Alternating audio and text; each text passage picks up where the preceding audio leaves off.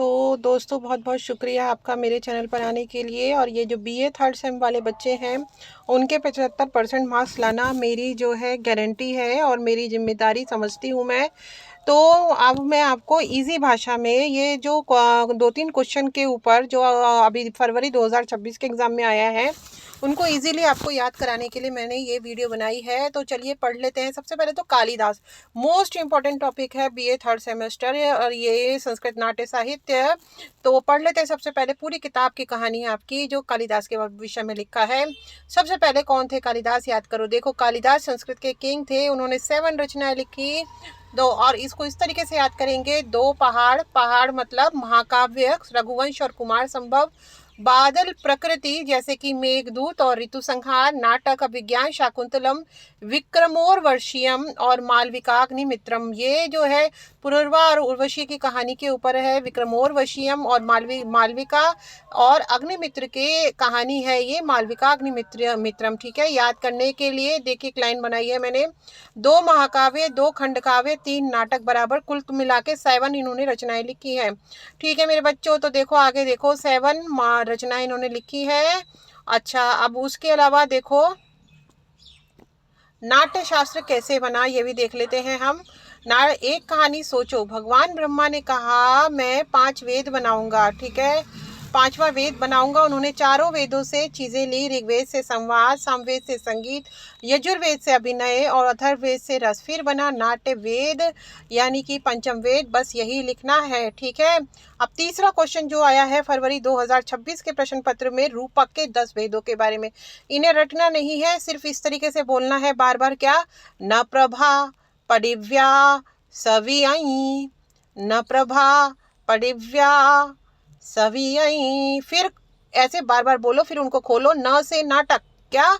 न से नाटक, प्र से प्रकरण, भा से भाड़, प्र से प्रहसन और उसके बाद डि से डिम और व्या से व्यायोग, स से समवकार, वी से वीथी। ठीक है, और अंग से अंक, ई से ईहा मृग। ठीक है, ई से ईहा मृग। ओके, चलो आगे देखते हैं। चौथा क्वेश्चन जो है उसकी भी एकदम कैसे मैंने इजी ट्रिक बनाई है आपको याद दिलाने के लिए। अभिज्ञान शाकुंतलम की पूरी ये सॉल्यूशन है। देखो तो कहानी आपको बता रही हूँ मैं, इसे फिल्म की तरह समझाने आई हूँ आपको इस वीडियो में मैं। सबसे पहले क्या होगा देखो, सबसे पहले दुष्यंत मिलेगा किससे? शकुंतला से। फिर शकुंतला से प्रेम होगा, फिर दुर्वासा जी आ जाएंगे क्रोध में। देखो शकुंतला भूल गई स्वागत करना। ठीक है, दुर्वासा तो क्रोध के लिए अपने मशहूर थे, तो इसीलिए देखिए ऐसा मैंने सिंबल बनाया है। शकुंतला भूल गई स्वागत करना, शाप मिला, दुष्यंत भूल गया, फिर अंगूठी मिली, याद वापस आई, फिर दोनों प्रेम से प्रेम पूर्वक मिल गए।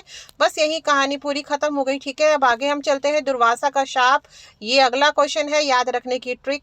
प्रेम में डूबी ऋषि को भूली, पति भूला बस। प्रेम में डूबी ऋषि भूली, पति भूला बस। चतुर्थ अंक क्यों प्रसिद्ध है? विदाई वाला अंक है। कण्व ऋषि का प्यार, पेड़ भी रोते हैं, हिरण भी दुखी, यही कारण है कि इसे सबसे सुंदर अंक कहते हैं। अच्छा, अब इसमें हम देख लेते हैं माधव्य आखिर कौन है? माधव्य मोटा दोस्त, क्या करता है? हंसाता है, खाने का शौकीन, राजा का मित्र। कौन है राजा का मित्र? माधव्य, और ये बहुत समझदार भी है साथ में। ठीक है, अच्छा हम अब आगे जो है देख लेते हैं कालिदास कैसे याद रखे। कालिदास कैसे याद रखे? एक वाक्य बोलो। प्रकृति के कवि, प्रेम के कवि, उपमा के सम्राट। क्या? उपमा कालिदास से सुना होगा आपने।